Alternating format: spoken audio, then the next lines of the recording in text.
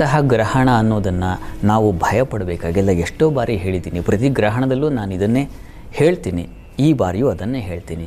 ಗ್ರಹಣ ಅಂತಕ್ಕಂಥದ್ದು ತುಂಬ ಉತ್ಕೃಷ್ಟವಾದ ಪರ್ವಕಾಲ, ಪುಣ್ಯಕಾಲ ಅಂತ ಕರೀತಾರೆ ಇದನ್ನು. ಹೀಗಾಗಿ ಗ್ರಹಣ ಬರ್ತಾ ಇದೆ ಅಂತಂದರೆ ನಾವೆಲ್ಲ ತುಂಬ ಶ್ರದ್ಧೆಯಿಂದ ಗ್ರಹಣವನ್ನು ನಾವು ಸ್ವಾಗತಿಸಬೇಕು. ಆ ಗ್ರಹಣ ಬರ್ತಾ ಇದೆ ಅಂತ ಸಿದ್ಧತೆ ಮಾಡಿಕೊಳ್ಬೇಕು. ನಾವು ಯಾವುದೋ ಒಂದು ಫಂಕ್ಷನ್ಗೆ, ಯಾವುದೋ ಒಂದು ಸಮಾರಂಭಕ್ಕೆ ಹೇಗೆ ತಯಾರಿ ಆಗ್ತೀವೋ 3 ತಿಂಗಳು ಮುಂಚೆನೇ ನಾವು ಯಾವುದೋ ಒಂದು ವಿದೇಶಕ್ಕೆ ಹೋಗಬೇಕು ಅಂದರೆ ಅಥವಾ ಇನ್ಯಾವುದೋ ಕ್ಷೇತ್ರ ದರ್ಶನ ಮಾಡಬೇಕು ಅಂದರೆ ಕಾಶಿಗೆ ಹೊರಟಿದ್ದೀನಿ ಅಂದರೆ 3 ತಿಂಗಳು ಮುಂಚೆ ಬುಕ್ ಮಾಡ್ಕೊಳ್ಳಲ್ವ ನಾವು ಟಿಕೆಟನ್ನು? ಆ ರೀತಿಯಲ್ಲಿ ಗ್ರಹಣ ಬರ್ತಾ ಇದೆ ಅಂದರೆ 3 ತಿಂಗಳು ಮುಂಚೆನೇ ಗ್ರಹಣ ಬರ್ತಾ ಇದೆ, ಈ ದಿವಸ ನಾನು ಬೇರೆ ಯಾವ ಕಾರ್ಯಗಳನ್ನು ಹಮ್ಮಿಕೊಳ್ಳಬಾರ್ದು, ನಾನು ಇಟ್ಕೊಳ್ಬಾರ್ದು, ಆ ಕಾರ್ಯಗಳಿಂದ ವಿಮುಖನಾಗಿರಬೇಕು. ಏನು ಮಾಡಬೇಕು? ನನ್ನನ್ನು ನಾನು ಉದ್ಧಾರ ಮಾಡಿಕೊಳ್ಳಿಕ್ಕಿರ್ತಕ್ಕಂಥ ತುಂಬ ಪ್ರಶಸ್ತ ಕಾಲ. ಹೀಗಾಗಿ ಹೊರಗಿನ ಪ್ರಪಂಚಕ್ಕೆ ನಾನು ಹೋಗದೆ ಅನುಷ್ಠಾನದಲ್ಲಿ ಭಗವಂತನ ನಾಮಸ್ಮರಣೆಯಲ್ಲಿ ನನ್ನ ಸಮಯವನ್ನು ಇನ್ವೆಸ್ಟ್ಮೆಂಟ್ ಮಾಡಬೇಕು. ಯಾವುದೋ ಶೇರ್ಸ್ಗಳಿಗೆ ಮತ್ತೊಂದಕ್ಕೆ ಎಷ್ಟು ಕಾತುರದಿಂದ ಎಲ್ಲ ಸರ್ವೇಂದ್ರಿಯಗಳನ್ನು ಕಣ್ಣಿಟ್ಟುಕೊಂಡು ಕಿವಿ ಇಟ್ಟುಕೊಂಡು ಕೇಳ್ಕೊಂಡು 20 ಸಲ ನೀವು ಯಾವುದಕ್ಕೊಂದು ಇನ್ವೆಸ್ಟ್ ಮಾಡ್ತಿರಲ್ಲ, ಆ ರೀತಿಯಲ್ಲಿ ಇದಕ್ಕೆ ಇನ್ವೆಸ್ಟ್ ಮಾಡಬೇಕು ಈ ಕಾಲವನ್ನು. ಈ ಸಂದರ್ಭದಲ್ಲಿ ಚಂದ್ರನ ಮಂತ್ರಗಳನ್ನು, ನಿಮ್ಮ ಅಮ್ಮನವರ ಸ್ತುತಿಯನ್ನು, ಯಾವುದು ಉಪದೇಶವಾಗಿದೆಯೋ ಅದು ಉಪದೇಶವಾಗಿಲ್ಲ ಅಂದರೆ ಯಾವ ಮಂತ್ರ ಗೊತ್ತಿದೆ ಚಂದ್ರನ ಕುರಿತಾಗಿ ಆ ಮಂತ್ರವನ್ನು ಹೇಳಿಕೊಳ್ತಕ್ಕಂಥದ್ದು ತುಂಬ ಮುಖ್ಯ. ಈ ಇನ್ವೆಸ್ಟ್ಮೆಂಟ್ ನಿಮ್ಮ ಬದುಕಿಗೆ ತುಂಬ ಅಮಿತ ಫಲವನ್ನು ತಂದುಕೊಡುತ್ತೆ. ಇದನ್ನು ಚೆನ್ನಾಗಿ ನೆನಪಿಟ್ಕೊಳ್ಳಿ. ಗಾಬರಿಯಾಗುವಂಥದ್ದೇನೂ ಇಲ್ಲ ಇಲ್ಲಿ. ಈ ದಿವಸ ಅದು ಖಗ್ರಾಸ ಗ್ರಸ್ತೋದಿತ ಚಂದ್ರಗ್ರಹಣ ಅಂತ ಕರೀತಾರೆ ಇದನ್ನು. ಆಗಲೇ ಚಂದ್ರಗ್ರಹಣ ಹಿಡಿದುಬಿಟ್ಟಿದೆ. ಗ್ರಹಣದ ಸಮಯವನ್ನು ಒಂದು ಸಲ ಗಮನಿಸ್ಕೊಂಬೇಡ. ಮಧ್ಯಾಹ್ನ 3:13ಕ್ಕೆ ಸ್ಪರ್ಶಕಾಲ, ನಿಮೀಲನ ಕಾಲ ಅಥವಾ ಸಮ್ಮೀಲನ ಕಾಲ ಅಂತ ಕರೀತಾರೆ. ಅದು 4:44ಕ್ಕೆ, ಮಧ್ಯಕಾಲ ಅದು 5 ಗಂಟೆಗೆ, ಉನ್ಮೀಲನ ಕಾಲ ಅದು 5:33ಕ್ಕೆ, ಮೋಕ್ಷಕಾಲ 6:47ಕ್ಕೆ. ನೋಡಿ, ಗ್ರಹಣ ಕಾಲ ಅಂತಕ್ಕಂಥದ್ದು ಮನುಷ್ಯನಿಗೆ ಬೇಕಾಗಿರತಕ್ಕಂಥ ಒಂದು ಪುಣ್ಯ ಕಾಲ. ಅವನ ಆಧ್ಯಾತ್ಮಿಕ ಸಂಪತ್ತನ್ನು ಹೆಚ್ಚು ವೃದ್ಧಿ ಮಾಡ್ತಕ್ಕಂಥ ಕಾಲ. ಹೀಗಾಗಿ ಸ್ಪರ್ಶದಲ್ಲಿ ಸ್ನಾನ ಮಾಡಿ ಏನು 6:47ರವರೆಗೆ ಅಷ್ಟು ಕಾಲ ಇದೆಯಲ್ಲ, ಅಷ್ಟು ಕಾಲ ಭಗವಂತನ ನಾಮಸ್ಮರಣೆಯಲ್ಲಿ ತೊಡಗೋದು, ಚಂದ್ರನ ಆರಾಧನೆಯನ್ನು ಮಾಡ್ತಕ್ಕಂಥದ್ದು, ಇದೆಲ್ಲ ಬಹಳ ಮುಖ್ಯ. ಮನೆಯಲ್ಲಾದರೂ ಸರಿ, ನದಿ ಸಮೀಪದಲ್ಲಾದರೂ ಸರಿ, ಎಲ್ಲಾದರೂ ನಿಮಗೆಲ್ಲ ಅನುಕೂಲ ಇದೆಯೋ ಅಲ್ಲಿ ಅಂತೂ ಹೀಗಾಗಿ ಈ ಕಾಲದಲ್ಲಿ ನಮ್ಮ ಆತ್ಮೋನ್ನತಿಗಾಗಿ ನಮ್ಮನ್ನು ನಾವು ಭಗವಂತನ ಅನುಸಂಧಾನಕ್ಕೆ ತೊಡಗಿಸ್ಕೊಳ್ಳೋದು ಬಹಳ ಮುಖ್ಯವಾದ್ದರಿಂದ ಈ ಗ್ರಹಣವನ್ನು ಪರಿಭಾವಿಸಿ ಗ್ರಹಣ ಕಾಲದಲ್ಲಿ ಭಗವಂತನ ಸ್ಮರಣೆ ಮಾಡೋದು ತುಂಬ ಮುಖ್ಯ.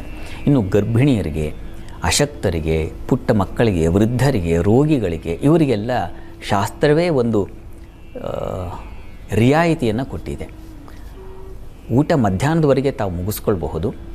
ಈ 6:47ಕ್ಕೆಲ್ಲ ಮುಗಿದೋಗುತ್ತೆ ಗ್ರಹಣ.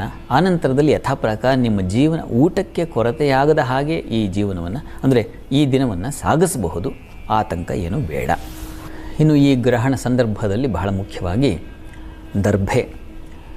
ದರ್ಭೆಯನ್ನು ಮನೆಗಳಲ್ಲಿ ಹಾಕಿ ನೀರಿನಲ್ಲಿ ನಿಮ್ಮ ಬೇಳೆ, ಕಾಳು ಇತ್ಯಾದಿ ಏನು ದವಸ ಧಾನ್ಯ ಇದೆಯೋ ಅವುಗಳಲ್ಲೆಲ್ಲ ತುಂಬಿಸಿಡಿ.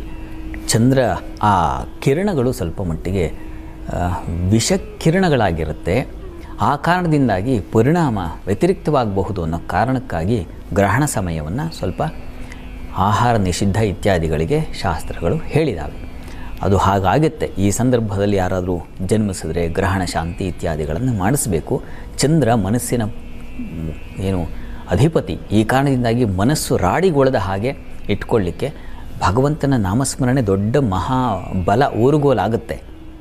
ಈ ಸಂದರ್ಭದಲ್ಲಿ ನಾವು ಎಚ್ಚರಿಕೆಯಿಂದ ಇರಬೇಕು. ಪ್ರಯಾಣ ಇತ್ಯಾದಿಗಳಲ್ಲಿ ಎಚ್ಚರ ವಹಿಸಿ ನಾಮಸ್ಮರಣೆಯನ್ನು ಹೇಳ್ಕೊಳ್ಳಿ. ಭಗವಂತನ ಸ್ಮರಣೆಯೇ ನಿಮಗೆ ರಕ್ಷಕವಾಗಿರುತ್ತೆ. ಅದನ್ನು ಮಾಡದೆ ಬೇರೆ ಕೆಲಸಗಳಲ್ಲಿ ತೊಡಗಬೇಡಿ. ಇನ್ನು ಈ ಗ್ರಹಣ ಕಾಲದಲ್ಲಿ ಬಹಳ ಮುಖ್ಯವಾಗಿ ಸಿಂಹರಾಶಿಯವರು ಮತ್ತು ಕನ್ಯಾ ರಾಶಿಯವರು, ವೃಷಭ, ಸಿಂಹ ಹಾಗೂ ಕನ್ಯಾ ಮತ್ತು ಮಕರ ರಾಶಿಯವರು, ಈ ರಾಶಿಯವರಿಗೆ ಸ್ವಲ್ಪ ಅಶುಭ ಫಲವನ್ನು ಹೇಳಿದೆ. ಶಾಸ್ತ್ರಕಾರರು ಸೂಚಿಸ್ತಾರೆ, ಜನ್ಮರಾಶಿ ನಿಮ್ಮ ರಾಶಿಯಿಂದ ವ್ಯಯದಲ್ಲಿ ಗ್ರಹಣವಾಗ್ತಾ ಇದ್ದರೆ ಆ ರಾಶಿ, ನಿಮ್ಮ ರಾಶಿಯಿಂದ 4ನೇ ಮನೆಯಲ್ಲಿ ಗ್ರಹಣವಾಗ್ತಾ ಇದ್ದರೆ ಆ ರಾಶಿಯವರು, ನಿಮ್ಮ ರಾಶಿಯಿಂದ 8ನೇ ಮನೆಯಲ್ಲಿ ಗ್ರಹಣವಾಗ್ತಾ ಇದ್ದರೆ ಆ ರಾಶಿಯವರು ಸ್ವಲ್ಪ ಜಾಗ್ರತೆ ವಹಿಸಬೇಕು. ಮುಖ್ಯವಾಗಿ ಪುಬ್ಬ ನಕ್ಷತ್ರದವರು, ಈ 4 ರಾಶಿಗಳವರು ಚಂದ್ರನ ಪ್ರೀತ್ಯರ್ಥವಾಗಿ ಅಕ್ಕಿಯನ್ನು ದಾನ ಮಾಡ್ತಕ್ಕಂಥದ್ದು, ಹುರುಳಿಯನ್ನು ದಾನ ಮಾಡ್ತಕ್ಕಂಥದ್ದು ಇದು ಬಹಳ ಮುಖ್ಯ. ಚಂದ್ರ ಬಿಂಬವನ್ನು ಚಂದ್ರ ಪ್ರತಿಮೆಯನ್ನು ಮಾಡಿಸಿ ದಾನ ಮಾಡಿದ್ರೆ ಅದು ಆ ದೋಷವನ್ನು ನಿವಾರಣೆ ಮಾಡುತ್ತೆ ಅಂತ ಶಾಸ್ತ್ರಗಳೆಲ್ಲ ನಿರೂಪಣೆ ಮಾಡಿದ್ದಾವೆ. ಇವುಗಳೆಲ್ಲ ನಮ್ಮ ಭಯವನ್ನು ದೂರಾಗಿಸಲಿಕ್ಕಿರ್ತಕ್ಕಂಥ ದಿವ್ಯ ಮಾರ್ಗಗಳು.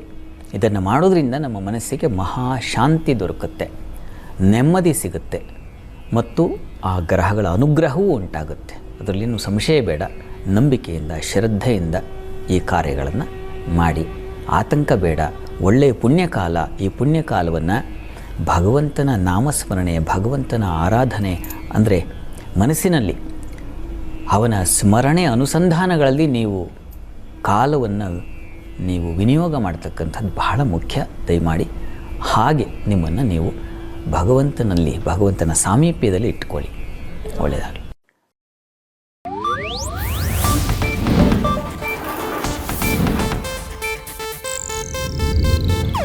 ಇದು ಏಷ್ಯಾನೆಟ್ ನ್ಯೂಸ್ ನೆಟ್ವರ್ಕ್ ಪ್ರಸ್ತುತಿ.